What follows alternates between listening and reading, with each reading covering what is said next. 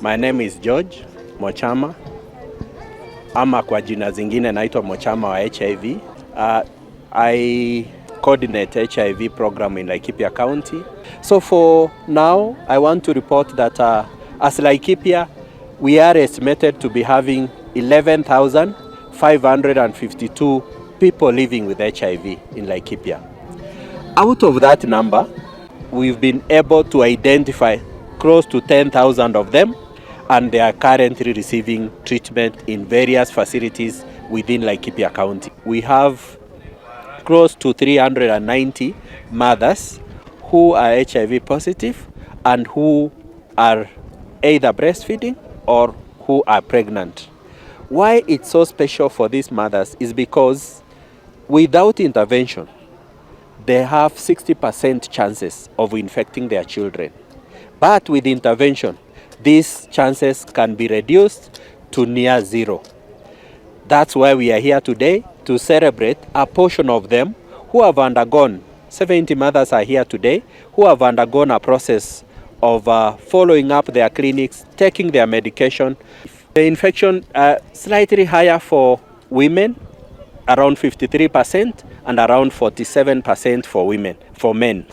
So women have a slightly higher proportion of people living with HIV as compared to their male counterparts. In terms of age, again, is distributed across the board, but I want to emphasize that as Laikipia and also as a country, we are seeing an increase in the number of new infections among young people, adolescents and young people. And these are people aged between the ages of 10 and 24 years. That's where we are seeing an increase in new HIV infections. And it's a concern to all of us as a country, and more so to our county, because this is the generation that we are looking forward to have healthy population, people who can do their work, people who can live a healthy and productive life. So when we get increase in number of HIV infections among this population, then it's a source of worry. Kwa jina naitwa Daniel Kishoke Wandena. Nafanya kazi na shirika ambalo linaitwa USAID Tujenge Jamii, and wanasaidia county ya Laikipia kwa mambo ambayo yanahusiana na HIV na pia TB. Mama ambao labda wanatusikiza, tungetaka kusema mama ambao wakati anapanga kupata mtoto. Unajua tunaanza prevention ya HIV si wakati umepata, lakini ni wakati unapanga kupata mtoto. Wakati huo unapanga kupata mtoto, uko na mambo mawili. Either unataka kutumia family planning ili usipate mimba, ama unataka ukipata mimba upate mimba ambayo umepanga. Sasa wakati huo ukifika, tembelea kituo cha hospitali ili uweze ukapimwa. Tuandamane na wake wetu kuenda kupimwa virusi vya ukimwi. Na si hilo tu, tuandamane pia tupimwe magonjwa mengine. Mimi nilijijua nikiwa mchanga sana, nilikuwa 13 years. Nikaendelea na safari ya maisha, nikasoma, nikamaliza mpaka form 4. Wakati nilimaliza shule nikapendekeza naweza kuwa na familia. Nikawa na familia, nikapata mimba kwanza, ikiwa na miezi 4 ndo niliingia kwa kikundi inaitwa PMTCT. Hao ndo tumetembea na wao kwa hiyo nyakati zote, wanakuwa the best. Tukaenda hizo safari ya vipimo kadhaa hivyo. Mtoto wangu wa kwanza akaonekana hana virusi, ako 5 years. Nikafikiria naweza ongezea familia iwe kubwa kidogo. Nikapata mimba ya pili. Ile safari nikaendelea naye. Mtoto wangu huyu wa pili akapimwa bado pia na akapatikana ako sawa. Kwangu nilizaliwa naye, si ati nilijulia hapo nilikuwa 13. Na sasa kwa hiyo muda mpaka 13 years nilikuwa natumia ARVs. Sasa hizi ARVs, kuna wakati ni uko shuleni, kuna ile science tukafunzwa. Sasa nikikuja kujipima ndo nijue kabisa niko nayo.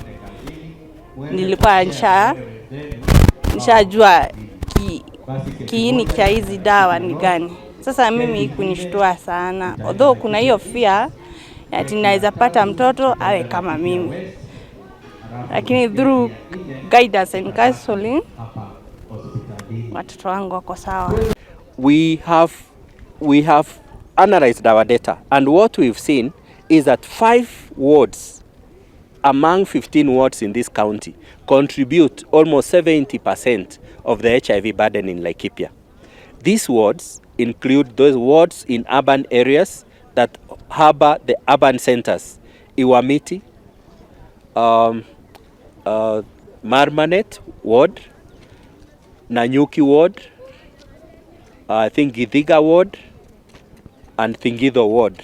So those 5 wards contribute the highest when it comes to HIV burden in Laikipia County. And simply because these are within urban centers, these are commercial centers for our county, and therefore they host a lot of diverse populations, people visiting for businesses, people coming for tourism, people coming for other economic engagements, and that's probably the reason why we have a higher proportion of people living with HIV among these urban wards within our county. Okay, mimi nilikuja clinic nikiwa mjamzito wa mtoto wa kwanza. Nilikuwa na mwezi moja. Nikakuja nikapimwa kwanza, kuonekana na daktari, nikapimwa. Kupimwa nikajipata niko na virusi. Nikaambiwa nikuje na bwana yangu. Nikakuja na bwana akapatikana hana, na akanishikilia, tukaenda hiyo safari na yeye. Saa hii nikapata mtoto wa kwanza. Mtoto akapimwa, akaonekana ako sawa. Nikakaa kidogo, nikasema acha nirudi tena. Nikapata mtoto wa pili. Mtoto wa pili amepimwa ako sawa na ninafurahia. Wangu hakureact vibaya. Alinichukua tu venye niko, tukaendelea. Na akasema hiyo ni hali ya maisha. My name is Joanne Musenya. I work at NEFAC, which stands for National Empowerment Network of People Living with HIV/AIDS in Kenya. We have been supporting PLHIVs, empowering them in this country. We've been able to see many PLHIVs coming out and speaking out about their status there, and disclosure to us is very important. And many people going out and getting tested and bringing their partners and getting tested. So that is our key achievement as a network, being able to support PLHIVs, being able to be there for PLHIVs in terms of literacy, treatment literacy, so that they're able to understand these drugs that they're taking, how they counter-react with their bodies. So that is one of our objectives as a network, and also empowering them on legal literacy, to be able to know when their rights are being violated, be able to know how to seek redress for the issues that they've been violated about.